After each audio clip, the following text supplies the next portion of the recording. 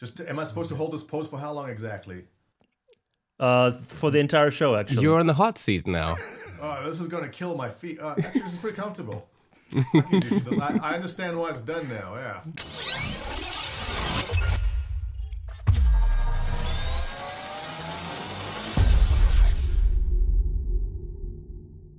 Hello, Internet, and welcome to another episode of Fortnightly Frontier. This marks the beginning of Season 5. Can you believe it? It's already been so long. 5 seasons already? Yeah. Wow. I can't believe it. It's either popularity or stupidity. Insanity. Yeah, one of those two. I can't It's tell. a combination, actually. It's a combination. Popular insanity. Sounds like one of those scientific journals, like Popular Science, but Insanity. for the stupid ideas. Anyway, welcome to Fortnightly Frontier. I am your host, Darjanator. Over there on the other side is, as always, my good friend and co-host, Myre, and in between us, Not you, Montoya. Supreme Leader Snow. Oh, it was pointing to me. It was pointing right at me. Sorry, I can't point around you. The overlay around us does not support such things. God damn it. So I'm not your close friend. I just ruined your intro. I'm sorry. You want to take it from the top? No, I'm fine. Okay, can I try an intro then? Can you try just lowering your volume a bit? That's all I Yeah, ask. it's peaking again weirdly. I am peaking, yes. You're fine again now. Yeah. You're so Chinese. You're so peaking. Tools. Okay, That's I hate not Skype. racist. Audio settings. No, nothing is set to peak. No. You're fine now. It's weird. Yeah. Oh, Yeah, oh, but- so when I'm shouting though, it's bad. Yes. Yeah. Quite. Okay, yeah. let me turn up the. I'm very bad with all this gain this and gain that. Check 1 2. How's that? Just a bit more. Just a smidge. Check 1 2. Check 1 2. Are you going the other way? There's so many knobs here. I don't know what I'm turning. What does this one do? Ooh, what does this button do? Okay, I'm not gonna touch anything. I'm just gonna speak a bit slow over here. How's that? Okay. Yeah. Yeah, sure. But Do you as wanna soon as try you get running this excited, in, Montoya? we apologize in advance for all the ear bleeding that's about to happen. I'm not a big audio guy. You're on the wrong podcast then. I don't know. Anyway, as I was saying, first episode of Season 5, it is, well, according to my calendar over here, it is the 7th of January 2018, and this, I was thinking to have a bit of a special content episode with a bit of a retrospect of all the things that happened in 2017 and what still awaits us in 2018 and beyond. And for this, I was going to quite blatantly rip off Paul Shelley from the Astropub and ask you guys, what did you like about 2017? What did you dislike about 2017? And what surprised you about 2017? But let's keep it for, Star Citizen development specific. Go. You can go first, Montoya. What was the question? I wasn't paying attention. So what you did I guys. like about 2017? Well, can I begin with what I didn't like about 2017? Because let's get the bad stuff out the way first. And CIG realized this too. It was the drought, the 2.6.3 drought, and everything that followed, or rather did not follow. I think they realized, not soon enough, but they realized pretty quickly that if they simply do nothing for a while, people get antsy, people get upset, and how much 2.6.3 can we play? Until people are like, well, I'm getting frustrated now. And frustration levels are pretty high. And then when we finally got 3.0 in Evocati, it was a buggy mess. I don't know if any of you guys are in Evocati, but it was when I installed it, and I was like, oh, God, it's so painful because it starts up, it crashes, and you go into the ship, it crashes, and you wake up in the pod, and it crashes. Like, this is terrible. Which, obviously, you can see why they delayed it, but we can see how fast things have changed, not the good parts. Mm-hmm. They realized that having long breaks of nothing is bad, so now they've committed to quarterly updates. And this probably comes at the end of 2017, but the release of 3.0, I think, is really the most exciting thing that they have realized also, that we need quarterly and regular updates. But I don't want to jump to the end. But let's go back to the beginning of 2017. I just anything want to say even the bad part happen was for, like, frustration first 6 of months? lack of updates, basically. Yeah. Let's go. Did anything even happen for the first 6 months of 2017? I don't think so. Not much. Nothing crazy or newsworthy. No, and then we had Gamescom and CitizenCon in the second half. Yeah. Yeah. But do you think they did the right thing releasing 3.0 when they did it? When they Or did it. when they did? Or should they have waited a bit more? I have very strong feelings about this. Mm-hmm. You know what? Here's the problem. And we keep on seeing this on the subreddit, the Star Citizen subreddit. People go, well, I paid $60. This game is a big mess. And then someone has to go, well, it's an alpha. But when people play the Destiny alpha, if there was such a thing even, or the beta, they're playing on a very polished, complete game. Was there even a Destiny alpha or beta? I think there was a beta, wasn't there? There was a closed beta and an open beta, yeah. But beta is a step closer to release. Yeah. I think the problem which we encounter continually is that people don't know what alpha means. People think alpha, it's just early. It's very early in the game. It's not that, this is a complete buggy mess.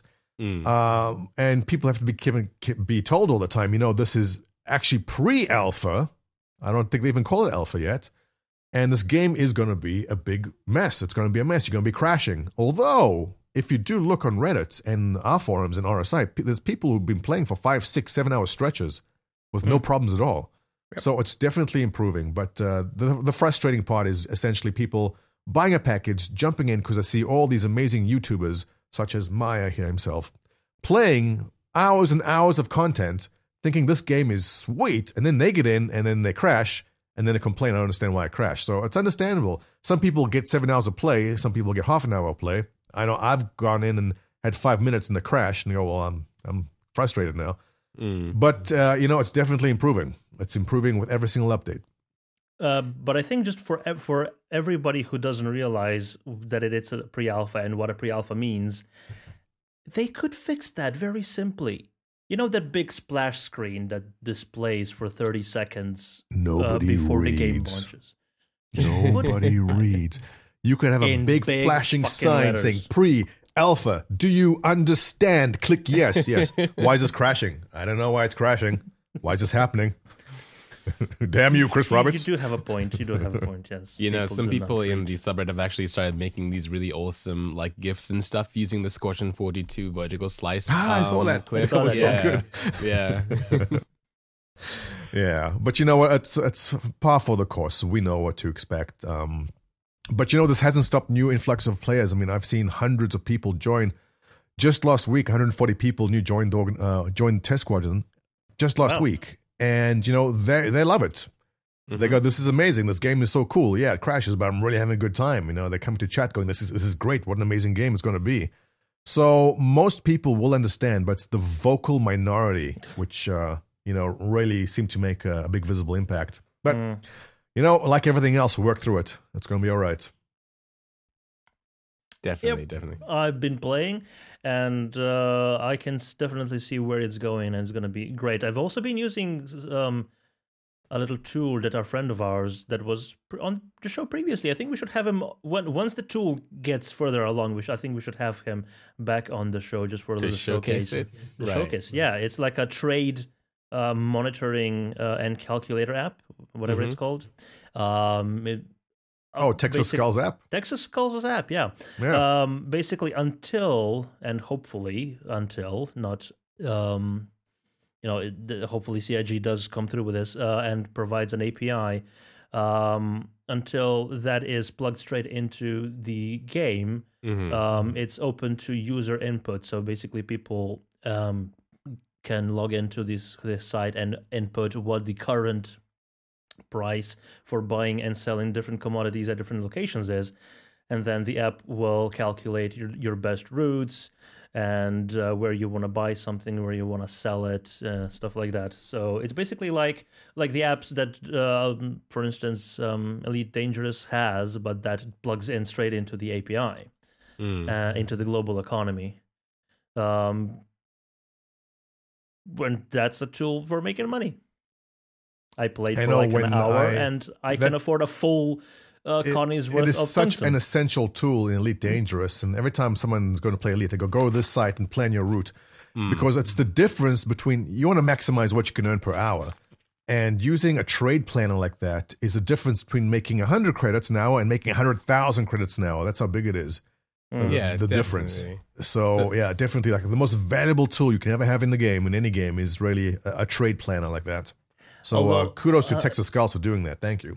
Although I was just gonna comment on something when it comes to actual. Whoa! What are you doing, Myre? Myre, no, stop! Nothing. Stop. I fixed it. I fixed it. I'm bad. Oh, No, what was that? My He's face blocking my beautiful face. My face. Why?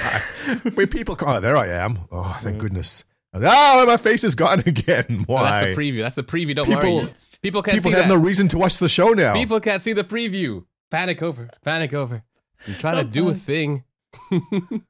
I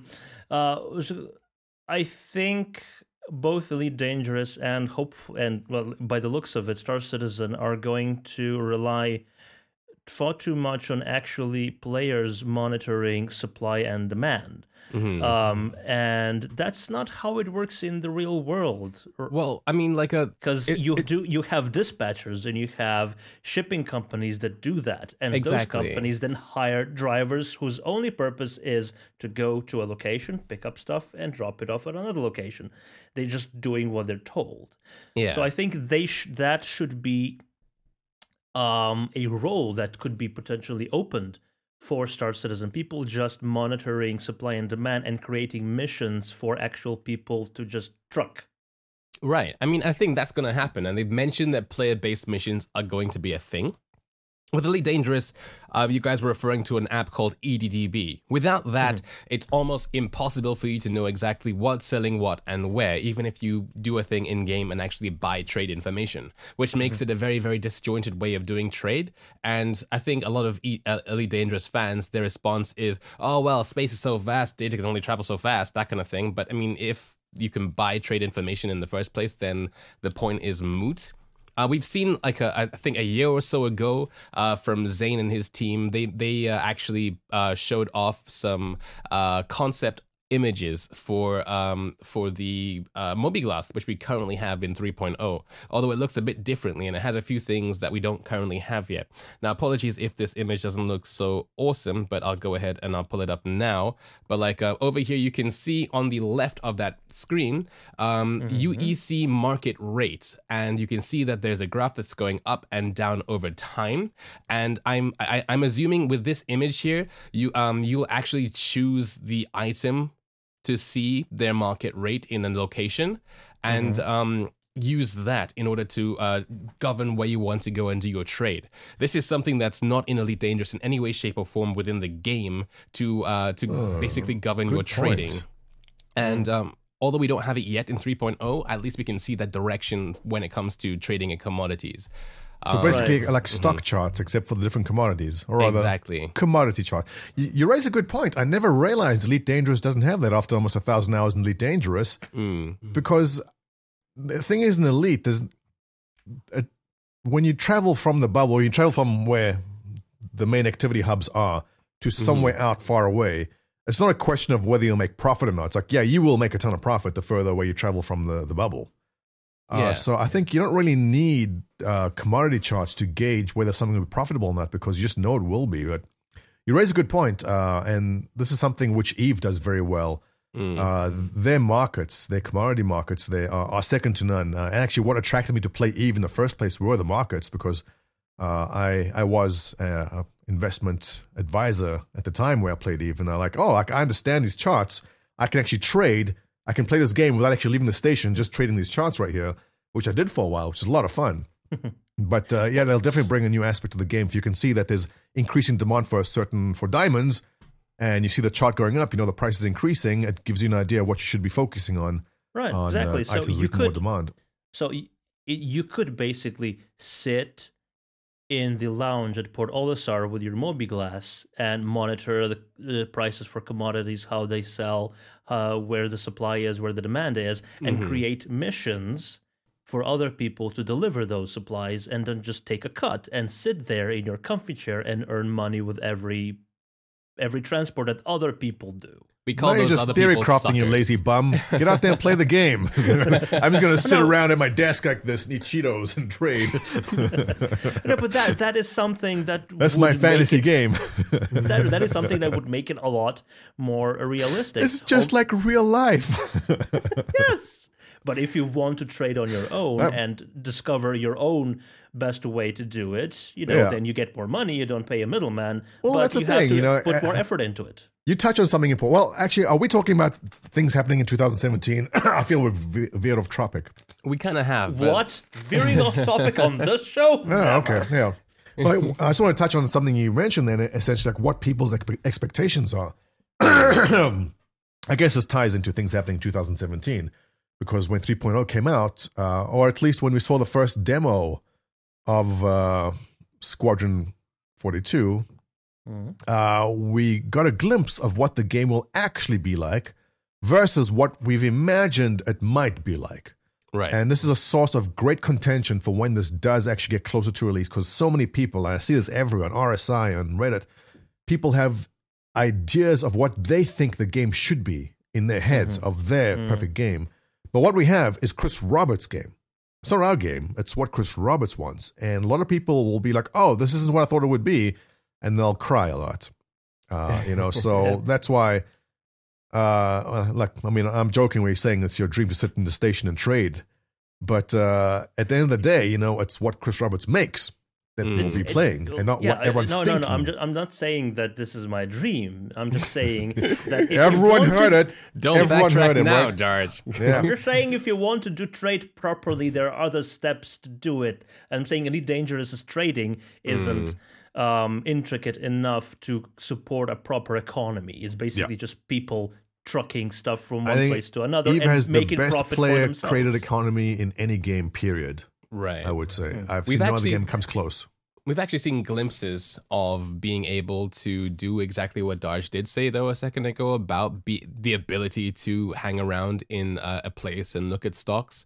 You can go, well, you could before they removed ArcCorp from the game for now in its current iteration. You could go back then to the TDD, the Trade Division Department or something, and you could stand there and there would be a wall of different commodities and different prices, and it would just constantly scroll down. So I'm imagining that in the future we might get that back, and if you wanted to be a dude who just stood there looking at that for ages, you could do, although there might be better ways of doing so. Who knows just how... There are people who would want to do that. Yeah, but who knows just how easy it would be to get the market information of one item as per that HUD image that I had up earlier. But just saying it's possible. The cut you take from the profit of a trade, you would have to take part of that and invest in fresh trading information. Right. Okay. Okay, 2017. Myre. Yes. You went to Gamescom. You went to Gamescom, didn't you? I did go to Gamescom. We both went to Gamescom. Yeah, I was fortunate enough to have been flown down by CIG to help out with the live streaming there. Bastard. Now, I have questions about that, all right? When first they chose you, how exciting was it? Well, confusing at first, then exciting. Was it like you got the golden ticket? Yeah, I got the golden. Then in CitizenCon, I did get the golden ticket. Follow-up question. You obviously signed an NDA when you went to Gamescom because you saw things which no one else had seen yet at that point. Yes. Mm-hmm. How much, if you can tell us, how much of what you've seen or saw behind the scenes is out right now for us? How much? Pretty much 100%. Is it all out, or is there still stuff we haven't seen that you may have seen? 100. No, as of very recently, 100% of what I've seen is what you guys have seen. Okay, so you're useless to us at this point. All right, fine. Yes, pretty much. But we were so jealous. Like, oh my God, Maya's going to fire the real gun. Look what he's doing. And it's such a teaser to see someone else doing what you're waiting for so long. But yeah, that was really good. I'm glad you had a good time there. Yeah, it was good. And I was just a scrub who went there on my own budget. Scrub. Terrible. Total scrub. You drove by yourself? Mm-hmm. Yep. And How long was the drive from where you are? 10 hours. Okay, not so bad. We're talking like the Autobahn, right? Yeah. But it's not all. No, wait, it was in Cologne, right? Yeah, it was in Cologne. Yeah. So it was about 10 hours. Yes. I mean, Montoya's like, 10 hours isn't so much, but for somebody who lives in England, 10 hours on the road is hell. I mean, like, you see people living in Texas go, I drive 10 hours to get to Walmart. What are you talking about? Yeah, or people in Australia, I drive 10 hours and I'm still not out of my own driveway. So, did we cover everything that you liked and disliked, Montoya? I mean, you said that you didn't like the content drought, and then... Yeah, the content drought was terrible. Speaking from a perspective of someone who runs a community, people get restless. Like, all right, like, what are we doing? I like to see people active. I like to see people happy. And it led to not only a drought in content, but a drought in activity within the organization itself. Right. When I say drought in test, I mean, okay, there weren't 100 people online. There were only 50 people online, which is bad. But, actually, we branched off from me, people playing Destiny 2. I started playing Warframe. I've got a lot to talk about Warframe, actually. What a great game. And, it's just basically go play other stuff because there's nothing to do here. So now with 3.0, like with trading and everything that's going to be following 3.1 and onwards, there's things to do in the game finally. So the great drought is over. From now onwards, I think this is when the ball starts rolling downhill and it's only going to start rolling faster and faster. And here we go. And then they released their really broad and brief schedule report, yes, which only stated that, at least for performance-wise, we won't see anything until the third quarter, which is a bit of a disappointment. Yeah, that's a bit sucky. It's a bit sucky, yeah. Although, I have to say that performance with 50 people on a server right now is, like, I played yesterday for a few hours, and I had a solid 20 frames per second, which is unheard of. What GPU do you have? I have a 1080. But that doesn't really matter. I've got a 970 and an old i5, and I'm getting 20 frames. Yeah, exactly. It doesn't matter what graphics card you have. Yeah, because currently it's still server-bound performance issues, which is something that will have a major addressing to in the third quarter as per the schedule report. The very brief and very broad schedule report, which I'm sure they will be expanding on soon enough, because that was basically just this much text. People are still coming back from the holidays. I think when that was released, Disco was still at Disneyland. So yeah.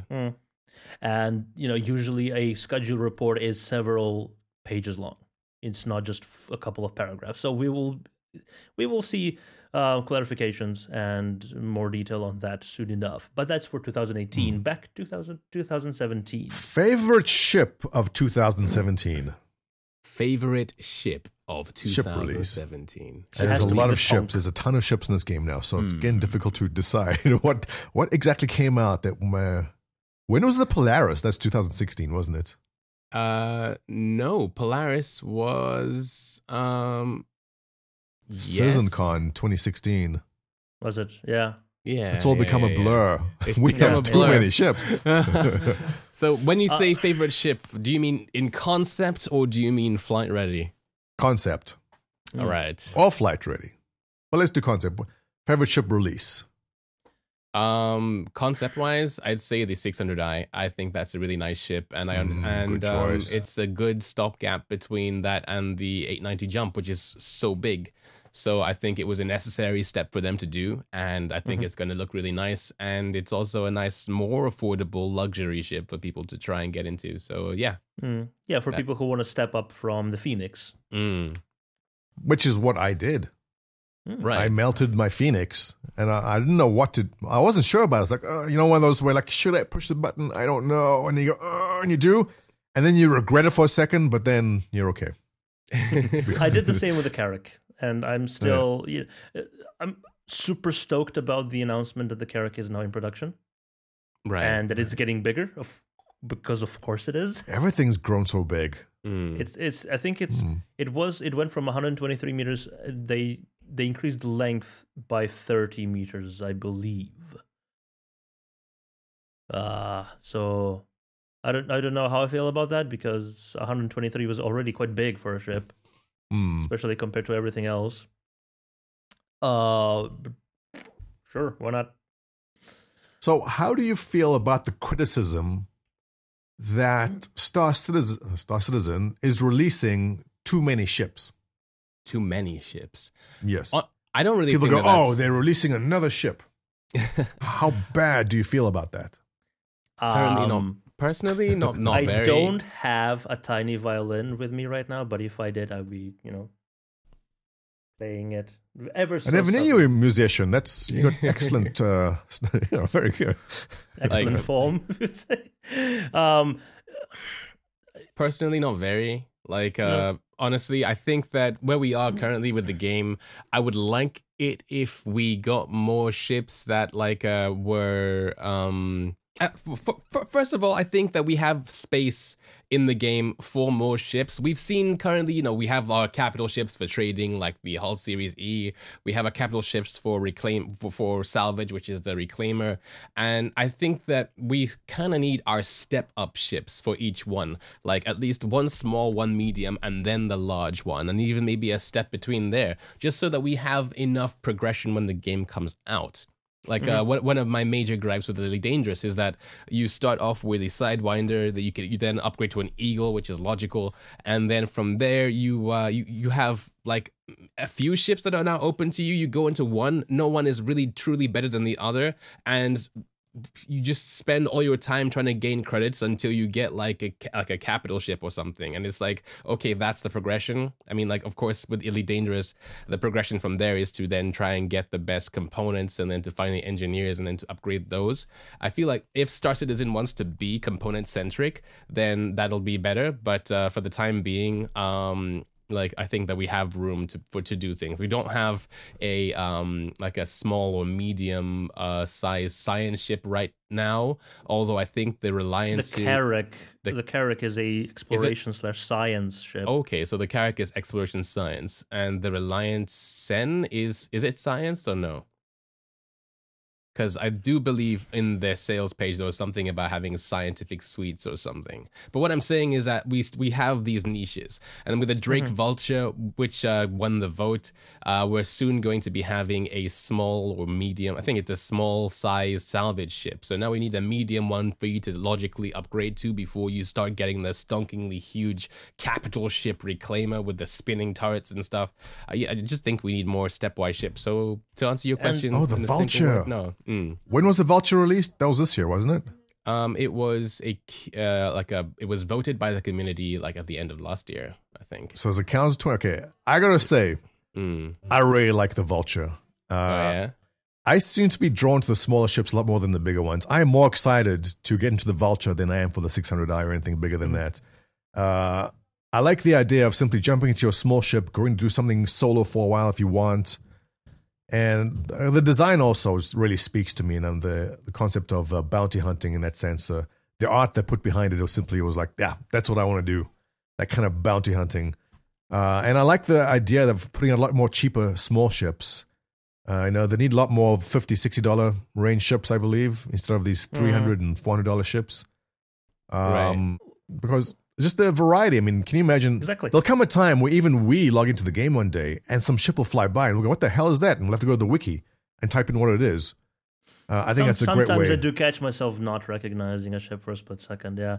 But yeah, like you said, variety is the spice of life. So we do. I think it's commendable that they keep bringing out more and more ships. But I think like the other side of the argument that these people are trying to make is that they keep inventing, keep adding new microtransactions as the media has started calling ships and.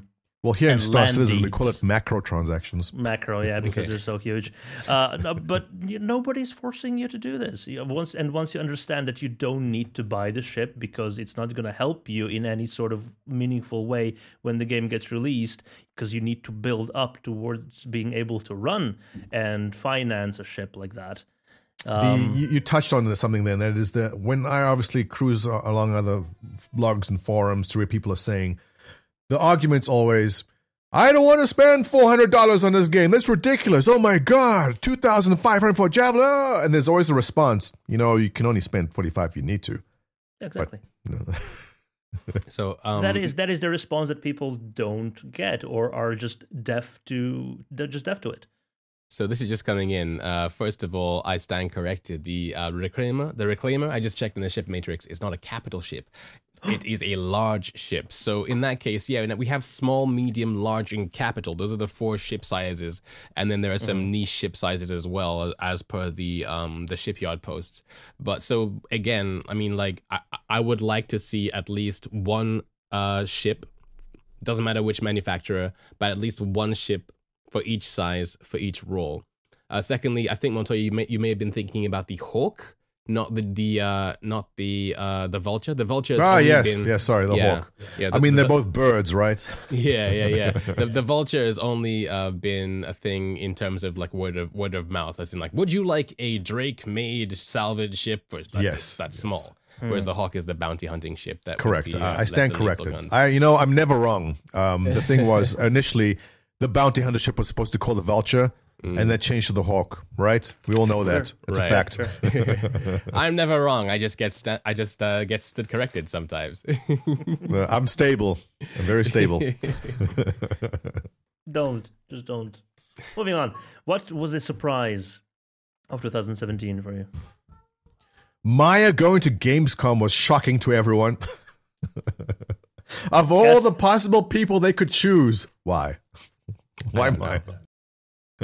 So you see, it's actually a funny story. So you know how Intel is, the big sponsor of last year. Well, actually, I got through because of a behind the scenes deal with Kangol. That had nothing to do with Kangol hats. Totally true news, and not false. God damn it, you actually had me going for a while until you said Kangol, and I was no. Totally true news and definitely totally true, false. Yeah. Well, okay. Highlights of 2017. Otherwise, like I said, big drought. So there's not much to talk about during the drought feature. But do you guys want to talk about CitizenCon 2017? Sure. I mean, like CitizenCon 2017 was phenomenal. I think, apart from of course, my surprise of being at Gamescom, CitizenCon really did blow every single other convention out of the water, and it's probably like one of my biggest non-personal surprises. Like it was an actual convention, and I think that a lot of people who decided not to go this year because they thought they'd seen everything were kicking themselves in the ass. Yeah. And but then again, getting a ticket for CitizenCon was a nightmare. It was. Yeah, like the first, there were 3 waves, I believe. Was it 3 or 4? 3 waves. And the first wave of tickets for CitizenCon got sold out in about 10 seconds. Second wave, the tickets got sold about 15, 20 seconds. Third wave, maybe about a minute. I got my tickets about 30 seconds in, and then they were gone. That's snapped up. So that is a big issue. Now, is it a scarcity problem? Because they couldn't have fit more people in there. They couldn't have. How big was this? 500? 600? 500. I think it was 500 is a good shout. And would you say at least 1,000 or more people would like to go? Like, what should they do in a case like this? Because it's really frustrating. Yeah, definitely more than 1,000 people would want to go. Sure. The problem is getting a venue of the size and not complexity, but like that has the ability to showcase everything they wanted to. If they had booked the entire venue just for one thing, like they did before, they could have easily fit twice as many people. But just because there were so many different things to do, you had the auditorium on one side, you had the LAN party on the other side, and you had different workshops. I want to say. Everywhere else, there's so much diversity. And we have people walking all over the place, from left to right and up and down. You can't have that many people crammed into the location. So I think that they would just need a much bigger venue for next year. Well, the question is, can they afford larger venues than that? Because the problem of renting a giant hall is an issue. Intel fronted almost all the cost for the event last year, so it's not really about how much money CIG could really pay for it. But I think that they would never do it because Chris, Sandy, etc. They've always gone about how they love the smaller events because it gives them more time to spend with each and every individual person who showed up. But you can't do that anymore. Look what this has become. I know, but that's why they want to keep them. 2016. 2016 Exactly. CitizenCon, I know, was a disaster. There's so many people who wanted to attend that couldn't, and still came to LA in hopes of just trying to get in. But even if they didn't, they just came to the after parties and hung out still. There's such a demand to go to these things. You know, Yeah. they have to find a solution because it really sucks that 4 seconds tickets sell out. That's ridiculous. Yeah, I think that to get a larger convention, I mean, it would be a nightmare logistically for those involved, because Chris isn't going to change who he is, and he's the kind of person who, like, if there's a crowd of 100 people around him, he will spend as much time as necessary answering the person he's talking to's question and ignoring everybody else and giving them the time of day. It's a really nice thing. It's an awesome gesture that he does, but at the same time, it means that Q&A after a convention that ends at 10 finishes at 2, because he's literally just talking to this person and answering their questions. He needs a guy with a timer to just go, bing! That's Disco Next and question. Cameron, and even with them there, you know, like, they're literally begging people, please don't enter the line, it's time to go. No, just for Chris Roberts. Like, you have 30 seconds to answer this question. After 30 seconds, bing, next question. Right. But yeah. I don't think that he could, I mean, that's not like I don't think that's feasible for Chris, if you know what I mean. Also, all the questions are stupid. There are Chris, no stupid I questions. see my boots are green, and I'm wondering if there'll be an option for me to put on brown boots instead. Shut up. Just shut up with your stupid questions already. No, there are no stupid questions, only inquisitive idiots. No, there's stupid questions. Okay, But, a question like why fish? Okay, I would understand it is a stupid question, but Right on. But like in terms of the next CitizenCon for this year, so Intel was intrinsic in making CitizenCon last year what it was, in terms of the scale, in terms of the venue, in terms of just how it was and how it looked, and it went phenomenally. This year, however, I mean, yeah, sure, Intel could still be a partner of CIG, and therefore they could still maybe front something. However, the CitizenCon coincided with the release of Intel's Optane 900p SSDs. Unless Intel has something else to show off, I don't think they're going to want to spend as much money in order to do what they did. Like, Intel fronted the PCs that were in the LAN party area. They fronted like a lot of stuff for the event. So and only Intel knows how much of return of the investment that was. right. So Exactly. That's a good point. That's a good point. So will they be willing to do it again, and will they be willing to expand on that for whatever it is? Because it coincided with the release of Intel, but just the fact that Intel co-sponsored the best Star Citizen convention ever or so far was noteworthy as well on its own. Yeah, but you were very correct on the return on investment thing. Like, because it was like a CIG's first ever thing with not only just any company, but with Intel, and it's the first CIG Intel thing. Like, return on. Hello. Oh, sorry, guys. I have to do some fathering. Hello. This is the price you pay. I know. It's all part. But yeah, There we go. yeah, return on investment is actually okay. a really big factor. And honestly, if it was good for Intel, it would happen again. If it wasn't, then of course it's never going to happen again, at least with Intel. What I hope is in the future we get a bunch of co-sponsors. Hi. But this is now a 4-person podcast. I was not ready for this. I know, we're not in camera. She is in camera, but she's not properly credited with, it's Hi, Montoya. guys. For the YouTube thing, I will add Montoya plus child. What is her name, by the way? This is Sophie, everyone. Hello. Hi. So, Sophie, what do you think about CitizenCon 2017? No? No, she didn't like it. It made her cry. This will happen to you guys too one day. Just you wait. Laughing at me now. I'll be doing a podcast and they go, here's Myre, and then there'll be like a little tiny Myre screaming and pooping his diaper. And I'll go, ha, you see, I told you. No, there won't be mini Myre pooping his diaper. It'll be actual Myre pooping his diaper. Yes.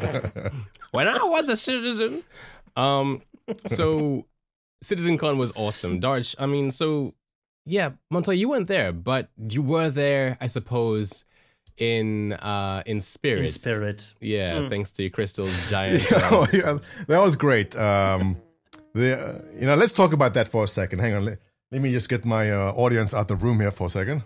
You guys talk about the Sophie. hawk. All right. The hawk. The hawk. What do you think about the hawk, actually? I mean, like, You know what, damn it, we're going to do it live. We're going to do it live. I'm not sure how I feel about the hawk. It's too spindly for me. I like my ships to be chunky. If that makes sense. Are you kidding me? I love the spindly ships. I was so sad when I saw Andy Broussard's new Mustang because it's lost its elegance. The Mustang.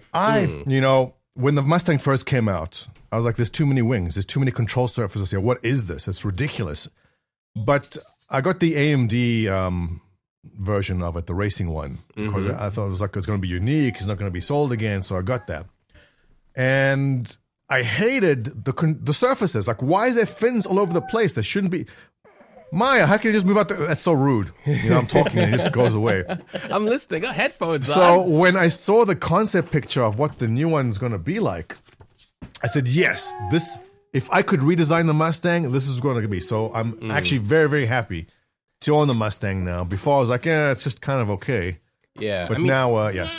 It's sleeker. Yes, beautiful. It's sleeker, it's longer, and it's nice that way. I mean, like, I didn't mean to knock Andy Broussard's work, but at the same time, it's lost that kind of, like, quirkiness that I kind of liked before, It looks... No, you have terrible taste in design.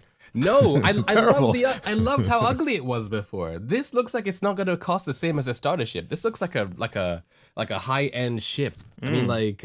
If I was to like, it does look good. Yeah, objective. And one of the best cockpits. The visibility in the Mustang is probably. I think it is the best. It's gonna be better the here. The most visibility. If they follow, Darch. Reliant. But Darch, if they follow Broussard's design here, it's gonna have the same FOV as a Reliant because look, like there are no struts. They've removed the struts. Well, there's no struts in the Mustang anyway. Are there not? Like, there are not any bars? Well, okay. Well, in that case, no, the landing strut's always part of the wing. No, Ryan doesn't know anything. He meant like struts. Oh, yes. Yeah. No. The Mustangs always had a very clean, bubbly, bulbous cockpit. So yeah, the Reliant and the what's the mining ship? The Prospector. The Prospector. Yeah, just MISC ships in general. So the reason why I thought that the Reliant had struts is because the current Reliant actually, because of how angular and pointy it is, there's a reflection on it that feels like struts, even though it's not. Yeah. Well, have you flown it with the new glass shader for the cockpit? I actually have not paid attention when I've flown one, but I have. Yeah. So it could be that's fixed. But yeah, and I'm seeing, and I'm somebody's talking in my ear that the Delta's cockpit had struts. The military version. Did it? Oh, okay. Then there you have it. It'd be interesting to see if it does. So apparently, Montoya, the Mustang Delta. Okay, fathering complete. Back to work. Apparently, Montoya, the Mustang Delta always had struts, even though the other ones didn't. It'll be interesting to see if it does going forward with the redesign. I think it would make sense because the Delta has armor, whereas the other ones don't. Or these also changed armor. Is the way you enter the Mustang. I think the Beta had this weird thing at the bottom where you go up and then that was over. It's overkill. Yeah, so just open the cockpit, pop in.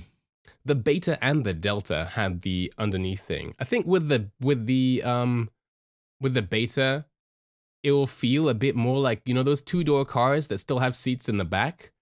I see. So I thought he was on Tinder for a second. He's going, Matt. Well, I mean, Grinder, I'll have you know. Well, that's Right. why we matched, remember? Exotic Eastern European man. Hey, who's wearing the Adidas tracksuit? Well, I'm talking about me. Yeah. Oh, you thought I was talking about you. Wow. Well, like Anyway. the beta at the moment reminds me. I mean, like the new reworked beta reminds me of There's a rework of the beta as well. I thought that was the only concept that you showed. That's the only concept, but they showed some some grey boxing of how it's going to work, and they're all going to have the front opening canopy. So having just the front opening canopy to get in and out reminds me, or puts an image in my mind of those 2-door cars that you can still have people on the back. Because even though the beta has 2 beds in the back and a kitchenette, you're not going to be able to get outside the ship until the pilot gets out, which is kind of awkward. Is that a slight against my latest car? No, but it's kind of awkward for a spaceship that has other people inside to rely on the pilot to get out before they can. Because why would you want other people in your spaceship? I don't want anyone in my spaceships with me. But you have 2 beds in there.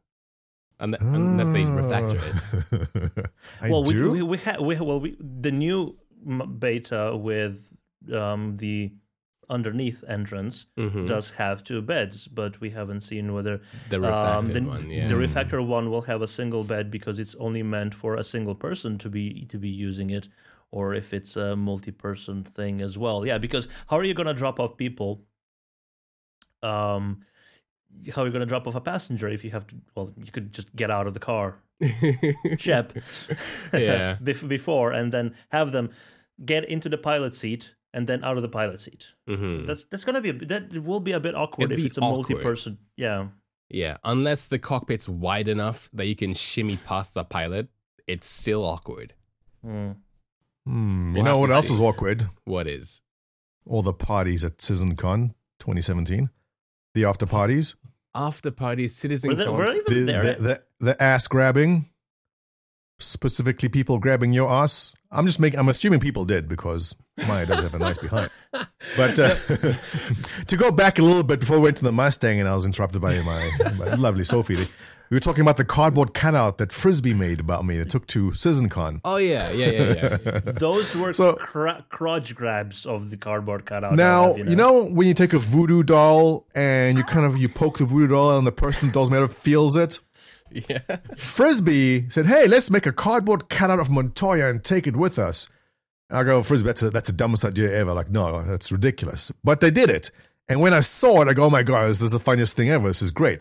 And I'm lying in bed that night and I'm feeling like fingers just touching me in places where they shouldn't be. And I was alone in the room. And suddenly I feel like a butt grab. Like, what? There's no one there. What it turned out was my cutout was in bed with Frisbee. And he took a picture too. So how did it feel actually when you were bent in half and stuck in the back of my car? Like a Tuesday mostly.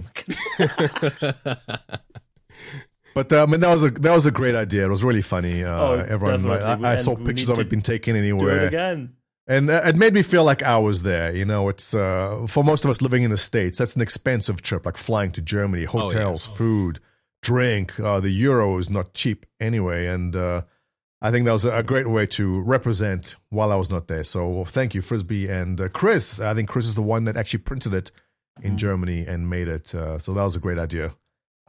Some other organization went ahead and doodle like glasses on your face and stuff as well. Oh no, that was the guy. Well, the guy felt bad. He actually joined Test. Oh yeah, yeah.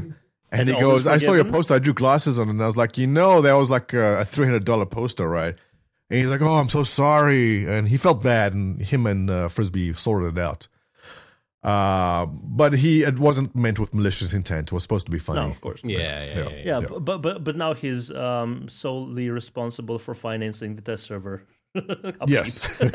No, he and Frisbee sorted it out. Everything's fine. He joined Test. Like he wanted to be part of the group, and there was nothing malicious at all. So everything cool. And they drew it in with dark mark at the end, so it looks even cooler than before now. If it was even possible to make my poster cooler, he found a way. So it was a happy accident. I was gonna draw a mustache, but you already had one. You can always thicken it up, make it darker. There's a bit of gray in there, But that was great. I mean, I was really jealous seeing all the pictures of everyone having a good time. Well, the picture of the group picture with everyone together and Brian Chambers in the front. Right, and of I was course, like, of the that's 12 great, photos I counted of the 12 photos taken of that thing, they of course had to use the one where I was scratching my nose. Oh, it looked like you were picking your nose. Nice recovery there. No, but you look good in every picture, George. Come on, I've never seen a bad picture of you ever. That's because I don't let you see those. There's no bad side to this guy. Well, that was great. That's one thing we never did in CitizenCon LA is there was never a group picture. I mean, everyone just kind of did their thing. We drank, we had a good time, and everyone went home. So it's nice to it is like organize herding and do it that way. cats. It's quite difficult. Yeah, every CitizenCon is improving exponentially. I'm dying to see what happens 2018 spring. It's going to be the biggest one and best one ever. Yeah. There's going to be do 3 we know- posters of me this time. Do we know where it's going to be? In fact, no one from Test is going. We're just sending posters of ourselves and put them out in the ground. Oh, Poster god. that's not creepy at all. No, like No, a hall, a shot of a hall, and it's just cardboard cutouts of different people and no actual people in it. But So- that's how you get more people into the venue because cardboard cutouts are flat. Now you're thinking. So, Oh, yeah. most memorable moments. I guess 2017, kind of a drought. Oh, but, we're still most doing memorable. that. Yeah, was that the most memorable part of 2017? Yes, for me, definitely CitizenCon. Yeah, even though I had to share a room with that guy over there across the yeah. That was Oh, a really wait. awesome room. It's so off topic, was. but like Now, it was that so a single? Was it a queen size or king size bed? No. No. It was an Airbnb, and what's so surprising about it is it was right next to an actual hotel, but it was like cheap as hell, and we got our own beds, and it was a studio apartment with like heated floors and stuff, and you find some really interesting like gems in Airbnb sometimes. Like when you go inside, there's like a giant like a blackboard, and the owners of the house had like drawn like "Welcome Darj and friends to And friend. In English Yeah. or in German? Yeah, in English. Yeah, English. it was surprisingly amazing. Yeah. Well, that's cool. And yeah. then as soon as he saw the photos, he went Bagsy to bed, and I had to sleep on the couch. It was a comfy couch, though. Well, that's sure. great. It was a comfy couch, but next time I'm getting to bed. I don't think so. Bagsy the bed. You know, you could have just damn snuck it. into bed with him like at 12 o'clock at night. He wouldn't say anything. He's like, oh, you're so warm and cozy. No, the problem is he sleeps in a swastika position. So Oh, too far. Too far, because we know he sleeps on his stomach. is that a reverse swastika then? Highlight of 2017, the holiday stream. Oh, Oh, right. mhm. Right. Mhm. The holiday And stream. yeah, the Squadron 42 performance is just it. I still watch it. I still watch the conversation bits every once in a while, like maybe once a day, even more. And Liam Cunningham's performance is just out of this world. Just in a single sentence, Onion Knight? the Onion Knight, yeah, or Captain White as his character is. He'll always be the Onion Knight to us, no matter what they call him. Captain White, the Onion Knight. There you go. It rhymes too. Yeah. No, but there is just a single sentence where he just conveys so much emotion and in his performance that it just shows me that the entire game is going to be amazing to experience. And even though they say they will give you the option of pulling out from the cinematic cameras for the conversation sequences, I don't see why anyone would even want to do that. Replayability, I think. Good too. I mean, how many times would you want to, you played through, you want to go for another playthrough? I mean, are you going to sit through the entire speech again? Myre, what are you doing? Huh? Oh, shucks. You can see that on Montoya's head. My bad. I know he's not that nice to look at, but you don't have to hide his face. No, he always tries to apologies. hide my face. He My can't bear. apologies. I'm trying to do something neat. No, just there. I'm not. The bit that struck me most was just that conversation he has with the player on one-on-one. And when he talks about his son is just like it's heart-wrenching because the man is just such a good performer and actor. Well, a couple of unique aspects to that. I mean, the way they move from gameplay to the cinematic, where it's seamless like that, is pretty cool. And B, I'm trying to think of recent games which have used high-profile actors. I can't think of any at the moment. What game have you had recently with high-profile actors in them? Halo always uses high-profile actors. They have Nathan Fillion. Yes. And then there's the one with Tom Cruise, I believe. But there's nothing the likes of, here's Luke Skywalker. And your favorite characters from Game of Thrones. Well, actually, Kit Harington was in the most recent Call of Duty Infinity War as one of the main characters. Oh, that's right. Yes. And Destiny 2 had some people. So that's what I was trying to do. I was trying to get the this video actually that Dodge made. It's a picture-in-picture. I did that. Yeah. How did you do that? That was amazing. I get lost in the Starfarer, so I'll definitely be using your maps a lot. Well, the map I pulled from Jump Point magazine. Right. And how'd you move the dot around is my question. Very meticulously. It's actually just a shape in Premiere that I keyframed the movement to. And when I just did the first pass, it was bullshit because it just went diagonally and it didn't follow all the corridors. So I had to, every turn the dot makes, I had to put another keyframe and move it to this specific position, and then it took me 4 hours. That's what I'm saying. It took me 4 hours. Only people involved in the making of such things would be, how does he make the dot move exactly? That must have taken so much work. But I and hundreds of people who will actually be playing this later, thank you for what you did there, because it it wouldn't really have been gives you possible insight as to the complexity of the actual ship itself. Yeah, well, it wouldn't be possible unless CIG actually released the floor plans. And I'm thankful for that because it did help. And the first time I actually realized they did that, I opened them up in several tabs and then just tried to follow along, just glancing from the video to the map and the video to map, video map. But then I realized, wouldn't it be easier if there was a dot that would follow that? And then I just went to Myre, I have an idea for a video. And then 4 hours later, here's the video. I think it would have been funny if you just did it completely wrong and trolled everyone and the dot goes off the map completely, ends up on the wrong level. And people go, well, what? It seems I'm in the galley. Why am I in the engine room? Yeah, that would have been cool. Yeah, that was great. Yeah, having them one on like side by side like this really did demystify the Idris though. I mean, when I watched it the first time, I was like, this is a rabbit's warren. How do you know where you're going? But with this, it makes things so much more intuitive. And I see what you mean. Like playing it back at twice the speed does make it seem a bit more digestible, so to speak. Instead of watching, it's a 23-minute video, so it doesn't, because you're not watching, you're not experiencing the visuals and the ambience, the atmosphere for the very first time. So atmosphere and ambience. Okay, wait. Second best moment of 2017 was the city planet procedural generated.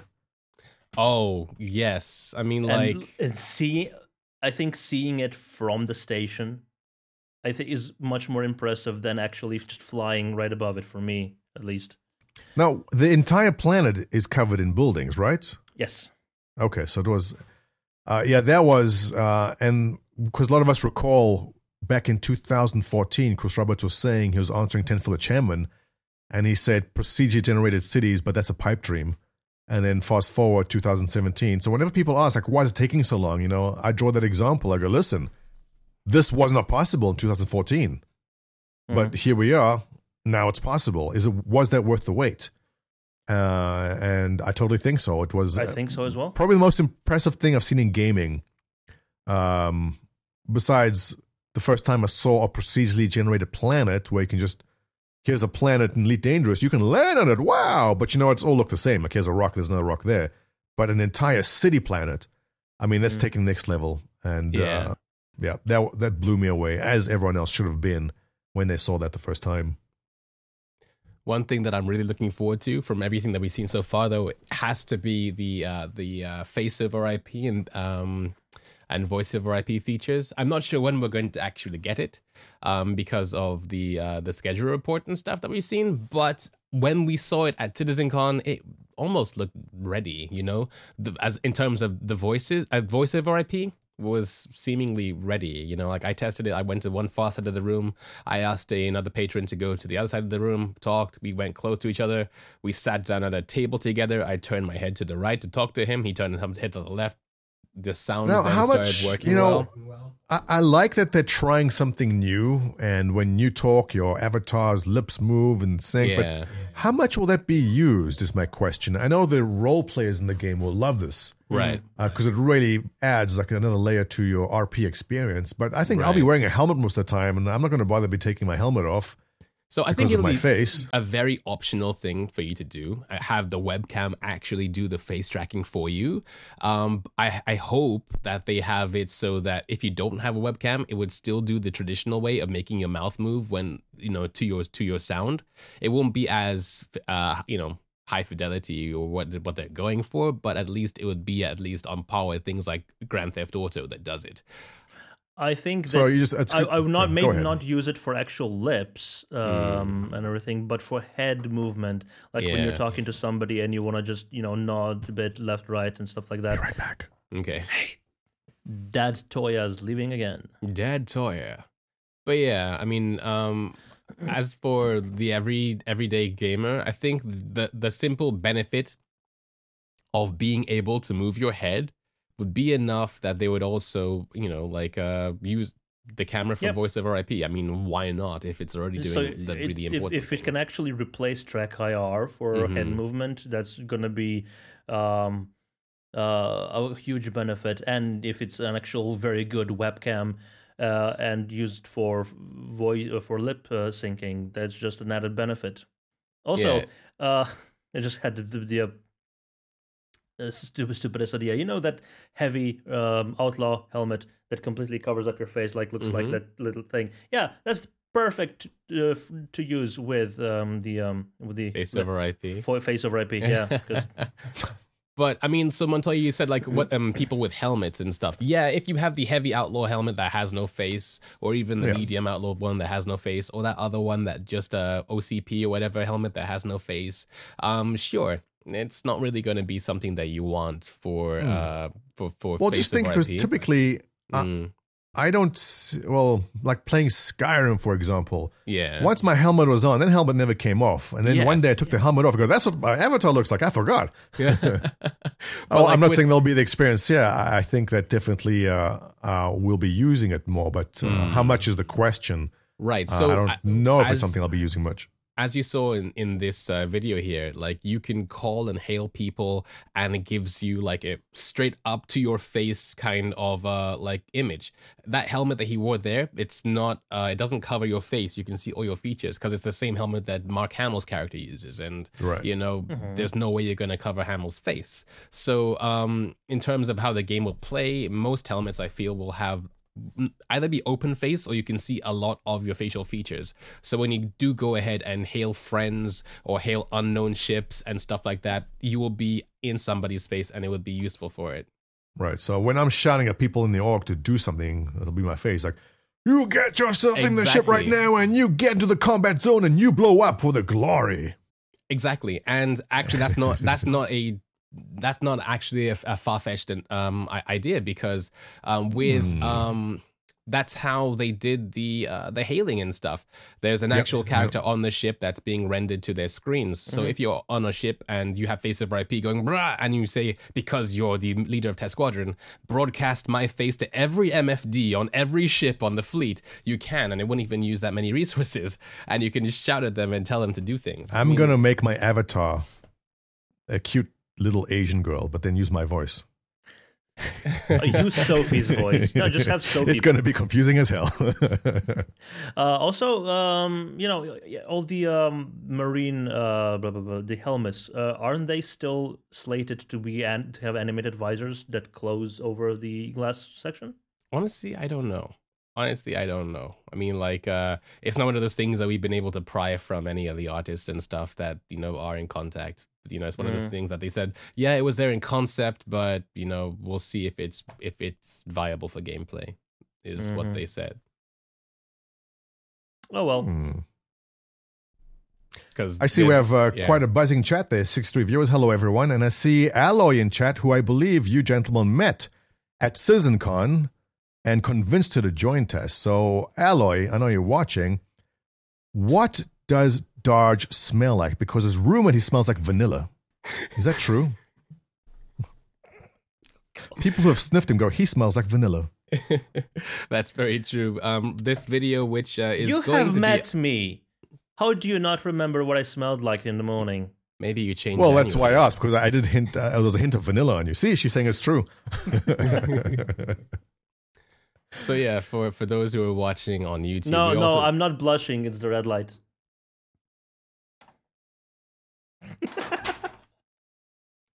Yeah, so for those who are watching on YouTube, we're also broadcasting right now live on Twitch to a live audience. So yeah, you're missing out if you're only watching it on YouTube. We actually do have a bunch of questions as well that people have been asking live. But we'll save though for later, because there's one question that I still wanted to touch upon before we wrap things up. What do you want to see in 2018 from Star Citizen development or features, or not counting ships, but feature-wise, let's say? Yep, it was to you. Oh, thank you. Oh, both of you, but let's go. Well, like we mentioned in the very this. beginning, and like they said, quarterly updates, the game from here on is essentially keeping people engaged. And, okay, we have the beginnings of trading, and basically this is going to be expanded to, I believe, mining next, come March. The biggest things we need are essentially keep people engaged with things to do and server stability. And, well, I know we're not going to expect any big changes till third quarter. But as long as new people are coming in and can do something in the game and be happy with it, that's the best thing possible. You know, come in, spend an hour to have some fun with other people, and they'll tie us over. Right. Yeah. So, I mean, for me and what I want for 2018, it's one of those things now that I can't say, I want this, that, I want the moon, because we have moons, but also at the same time, they've kind of like already tried to level our expectations. So I can't say I want things like voice over IP or full spectrum integration and that kind of thing, because you know, they've said that those, well, they haven't said that they're going to be a thing, and they've already told us what they kind of want they want by June. But for the end of this year or whatever, I really, really want two things. I want a properly, fully working inventory system, not this whole bag of infinite holding thing that Chris has berated before. We know it's not going to be something that's going to be there in the full game. It's literally just a stopgap measure. Yeah. Exactly. So I want to see what they're going to do in terms of that, because honestly, it seems to me like a very difficult gameplay thing to implement, having an inventory that's in one static place. I mean, they did this before, and it was all in lore, and it was all immersive and diegetic with the Grey Cat storage things in your bedrooms and in the doors, because those weren't just lockers, they were linked to like an internal carousel, and you order your clothes and they come through. But what about when you move to Grim Hex? What about when you move to Levski? Does that mean that like all your stuff is just going to be in one station, so you have a home base that has that system inside it? Because at the same time, as we saw last year, and as you can see in ships that have them, some ships have lockers that you can go inside and you can interact with. So and weapons lockers, exactly, and the weapons and once lockers you put a weapon work. there, it's there. They already work in 3.0. It won't magically teleport to everywhere else. Exactly. So and the weapons things, as you said, they work in 3.0 now, and it's awesome. But like, so does that mean that then you'd have to say, okay, so this ship has this loadout, this ship has this loadout? Because I think that things are going to be a bit too complicated. I mean, like, so what you would need a full arsenal if you want every ship you have to have the weapon you need at your disposal. And, yes. And say, oh shit, I forgot all my guns in the Avenger. Shit, now I have to go back and get this. This is a topic for an entire different show, because there's so much to talk about on that. Yeah. Well, let's leave that. But I mean, But that's what I want to see. yeah, that's a tough one because look at what The Witcher did. I mean, you drop your sword in one chest and it's available in every single chest you go to from that point on. Yes, but that's not. I don't think that's Chris's vision because that's not No, it's not. diegetic. You know, it's not immersive. It's I guess using. But there's got to be balance between fun and realism. Which Exactly. True. It's going to be, I think, the biggest issue in 2018 going forward. Also, like, is this fun? Waking up with Port Olisar, getting out of bed, and the whole animation. It's killing me. No. Well, yes, that is persistence. That is something that you need to put in. Like if I'm in a freelancer in the middle of space and I go into bed and log out, and then next time I log in, I want to wake up in the bed of the freelancer. I don't want to wake up back at Port Olisar. Mm-hmm. Which is But yes, of course. Hopefully in 2018. But something I would like is more variety to the missions, but that would also mean more variety to the professions first and more locations possibly. One would hope that even if there isn't much variety to missions, at least they'll be able to quite easily increase the complexity of them, because most of that is on the lore guys to just type, okay, so instead of you going to this place, how about you do this? You know, just things to make things a bit, I don't know. In the grand scheme of things, maybe it's not going to be all that interesting, but like we have missions right now that say go fly from here to there, you know, like this station to this planet, or from this station to this planet, or vice versa. What about like from this strut of Port Olisar to this strut of Port Olisar? Because, or you know, because stuff like because there's no internal ways of transferring stuff in Port Olisar. I mean, like for now, but like at the same time, they could. By that token, they could easily just make missions more easy or more fun just by changing the locations, like a Daymar to Daymar mission, for instance. I don't think we have that kind of thing. So yeah, that'd be cool, just from one outpost to the other. And what would be even more epic would be if, for some reason, you know, hand wavium, you weren't allowed to use a ship. Yeah, you'd have to use a rover. Or a Nox. Or a Nox, or a ground-based vehicle. But due to atmospheric conditions, you cannot fly. You have to take a ground vehicle. Exactly. And drive over the whole planet. Exactly. And you're being chased by sandworms. Oh, I see where this is going. I've driven from Shubin to the something plains, open plains, flat plains. It's the closest outpost next to Shubin. And I just picked Shubin because I knew it had the Platinum Base building where you can call up Nurse Rover. And then I drove from Shubin to the other place. 45 minutes it took. Amazing. Yeah, so I think maybe more stations, more, you know, things to go and see, more distractions. Secret points of interest along the way. You're driving along and suddenly a blip comes up on your radar, and it's someone's lost weapon, like a special weapon or something. Little gems along the way to find. There's so much to do. There's so much to do on this. Yeah. That, I think, would need like a proper scanning mechanic first, which is something that they omitted from 3.0. Yeah, that's true. But yeah, I mean, there's so much possibility now that we have 3.0. Chris has mentioned before that Star Citizen 3.0 is literally now the game being like you can now compare Star Citizen in its current form to any other early access game that just gets released as early access, because this is the starting door, the starting gate for every single other thing that's to come in terms of the So that means no more reworking of base mechanics. These are the base elements are now in, and this is what they're building up on top of. Yeah. Well, there's always changes to be made. Like there's a lot of things I still don't agree with the way the game plays. It's just my opinion, but there's always time to. I mean, there's small tweaks, you know. Yeah. Like the flight mechanics and the dogfighting, the way dogfighting is happening right now is, I don't like it either. Why? Why are you such a wuss? Why can't you fly like an ace pilot? What's wrong with you? There was a GIF I saw. There was a GIF I saw on Reddit of someone standing in a canyon and looking up, and you saw a hornet fly by along the canyon, and then being chased by a Cartwal and two other ships. Video. I saw that. That was amazing, because that's not how dogfighting right now is. Basically, just everybody strafing around. But if there was more atmospheric, limited fighting around, I think that would make it a better game, a lot more fluid, a lot more epic game to play. Yeah. And because right now the way you can still strafe in atmosphere and fly upside down, or just fly with your nose pointed to the ground, is still a bit. So like they've already shown us what's capable in terms of like wrecks and salvage and stuff on the planets.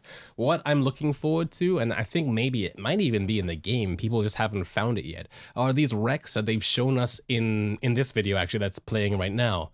I'm not sure if that's Daymar, because of course that's the moon in the background. And okay, you think it is? No, I think that's the sun, but it's just so low that you can see the details on it, and it's right. But like as you can see, I think that's the javelin as well from Daymar. But like, was that a Gladius with a working spotlight? It was. I like that. Yeah. But in this video, they show off some more unique looking wrecks. I mean, what is that thing behind him there? Is that his ship right now? Is that his reclaimer? I don't know, maybe. But this is the javelin, I think, again. But there's one shot in here where it's like they're inside a wreck that you can only see from the outside because it's like a porthole, and things like that. I want to see more of these. In some ATV, we actually saw some wrecks that were not necessarily wrecks because bandits had turned them into hideouts and stuff, and this must be Hurston. But yeah, I mean, there's a lot of potential for things like that in terms of things to see.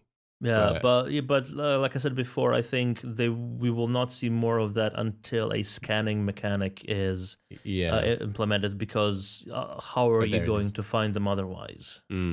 That's true. But that's awesome. Unless it's a mission you take. They go, okay, someone discovered a black box, these are the coordinates, go check out what's there. Yeah. And bring back any salvage, we'll buy it from you. So...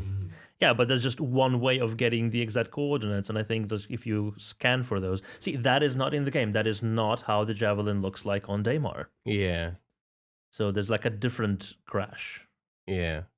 More than one Javelin crash? Impossible. More than one Javelin crash. Well, yeah, the UAE pilots are fucking useless. Yeah, exciting times. We're here, guys. 2018. Can you believe it? It takes a while to get used to it. Yeah. Yes, and like I said at the very beginning of the show, this is season 5 of the Fortnightly Frontier podcast, and I can't believe we've made it so far without losing interest. But it's only this magnificent game we have to thank for keeping us interested, I believe. And the community itself. I think it's a self-feeding sort of thing. Everybody is great. Everybody keeps supporting each other, and it's a pleasure to continue creating content for the people. Yeah, congrats on season 5. Thank you. Man, and on that, you're rocking it. Yeah, I think we should wrap up. And if you are watching on Twitch, this is where we will continue with answering the questions you have provided. But if you're watching on YouTube, my name has been Darjanator. Over there on the other side, as always, my beautiful assistant and co-host Myre, and in between, glorious leader Montoya of Test Squadron. Can you put cheering in the background? What? Hallelujah, that thing. Actually, I can. That's okay. Gentlemen, was a pleasure as always. Looking forward to season 6, 7, 8, 9, 10, 11, 12, 13. At that point, Dodge will have kids, so season 15 will be kind of delayed.